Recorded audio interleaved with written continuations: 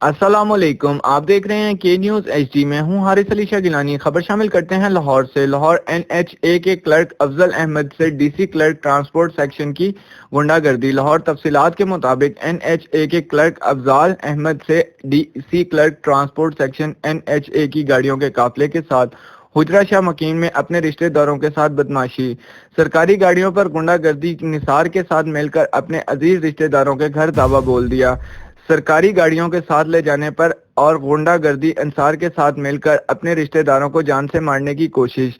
اہلیان علاقہ نے N H اے کے کلرک کی اس کوشش کو ناکام بنا دیا۔ شہریوں کا کہنا ہے کہ افضال احمد ایک کرپٹ رشوت خور ملازم ہے جو سرکاری گاڑیوں کا ناجائز استعمال کر کے اپنے رشتہ داروں کو تنگ کرتا ہے۔